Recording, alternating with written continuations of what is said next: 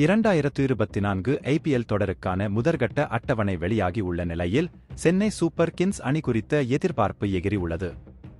இந்த சீசனிலும் முதல் போட்டியில் சென்னை சூப்பர் கிங்ஸ் அணி ஆட உள்ளது. ராயல் சேலஞ்சர்ஸ் பெங்களூர் அணிக்கு எதிராக சிஎஸ்கே பங்கேற்க உள்ள அந்த முதல் போட்டி சென்னை சேப்பாக்கத்தில் நடைபெற உள்ளது. தோனியின் கேப்டன்சி மீது யாருக்கும் எந்த சந்தேகமும் இல்லை.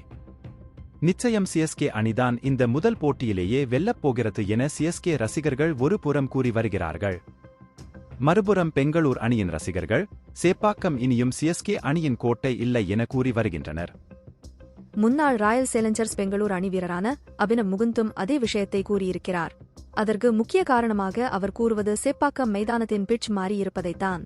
முன்பு சேப்பாக்கம் என்றாலே நிதானமாக ரன் சேர்க்க முடியும் என்ற நிலை இருந்தது. குறிப்பாக ஸ்பின்னர்களின் கோட்டையாக இருந்தது. அதற்காகவே சிஎஸ்கே அணியில் ரவீந்திர ஜடேஜாவுடன் பந்துவீச 2 அனுபவ சுழற் பந்துவீச்சாளர்கள் எப்போதும் இடம்பெற்று வருகிறார்கள். ஆனால் கடந்த ஆண்டு சேப்பாக்கம் மைதானத்தின் பிட்ச் 2 விதமாக இருந்தது.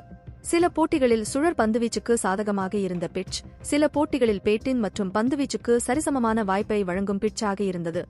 2023 ஐபிஎல் தொடரில் சிஎஸ்கே அணி கோப்பை வென்றபோதும் தங்களின் கோட்டையான சேப்பாக்கம் மைதானத்தில் பஞ்சாப் கிங்ஸ் மற்றும் கொல்கத்தா நைட் ரைடர்ஸ் அணிகளிடம் தோல்வி அடைந்து இருந்ததை சுட்டிக்காட்டினார் அபினவ் முகுந்த்.